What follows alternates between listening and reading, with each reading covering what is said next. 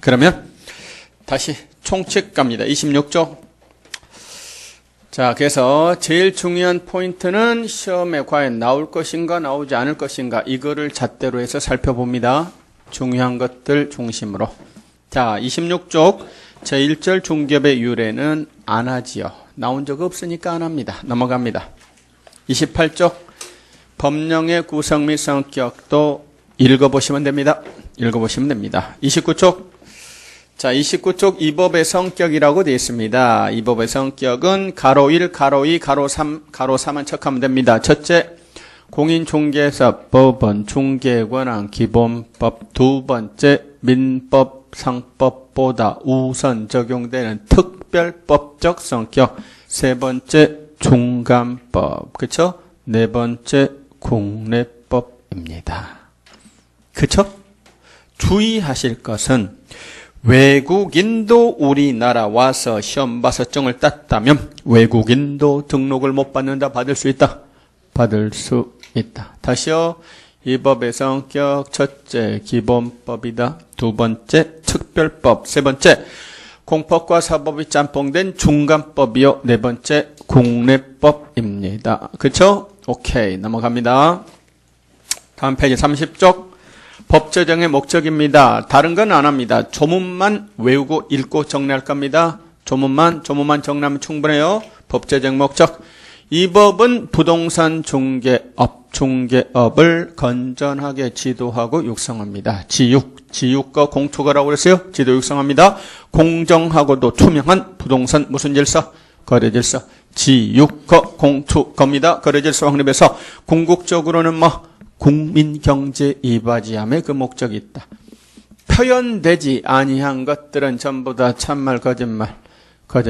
다시 한번요. 부동산 중개업, 지도 육성합니다. 그렇죠? 그 다음에 공투가 공정하고 투명한 거래 질서 확립해서 국민 경제 이바지함의 그 목적이 있다. 오케이. 용어의 정의. 자, 그러면 나눠드린 유의물 한번 봅시다. 목적 등에서는 주로 어떤 지문들이 나오는가? 1번 공인중개사법은 민법의 특별법이다.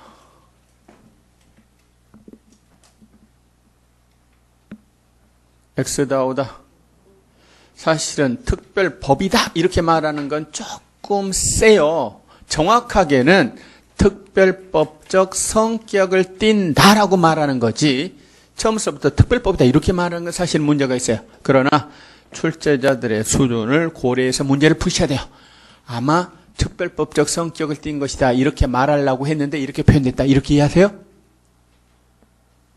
대충 내다 보니까 이런 질문들 나와요. 애초부터 민법이 가진 문제점, 모순점을 극복하기 위해서 특별법으로서 공인중개사법을 만든 게 아니에요. 그냥 중개업을 규율하기 위해서 만든 법인데 상대적으로 보면 우선 적용되는 특별법적 성격을 띈다 이런 것입니다. 그런데 어쨌든 이렇게 한번 나온 적이 있으니까 옵니다. 의미는 특별법적 성격이다 이렇게 이해하셔야 돼요.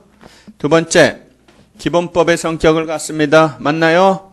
아까 기본법이라고 그랬죠? 특별법, 중간법, 국내법이라고 그랬습니다. 3번, 부동산 중개계약은 사법계약에 속한다. 자, 뭐를 순간적으로 헷갈리시면 안 되냐면 이 법의 성격을 물어본 게 아니에요. 이 법의 성격은 사법도 공법도 아닌 중간법이라고 합니다. 그런데 법의 성격을 물어본다. 중개계약을 물어본다. 중개계약을 물어봤다니까요. 예? 중개계약은 업자와 의뢰인 간에 체결됩니다. 사인 간에 체결되는 사법계약이죠? 공법계약 아니죠? 예. 4번입니다. 중개업자의 적절한 규율은 법 제정의 목적과 관계가 없다. 관계가 없다라고 했네요. 없는 거 맞죠? 부동산 중개업자 이런 말 안 나와요? 적절한 규율 나온다 안 나온다? 안 나와요. 근데 규율이란 말이 꼭 그럴싸해요? 5번 이 법은 부동산업을 건전하게 지도 육성하고 공정하고 투명한 부동산 중개 질서를 확립함으로써 국민의 재산권 보호에 기함을 목적으로 합니다. 자, 맞게 수정을 한번 해봅시다. 먼저 부동산 중개업을 부동산업을 거기는 뭘로 바꾸고 부동산업입니까? 부동산 중개업입니까? 중개업을 건전하게 지도 육성하고 그 다음 공정하고 투명한 부동산 무슨 질서?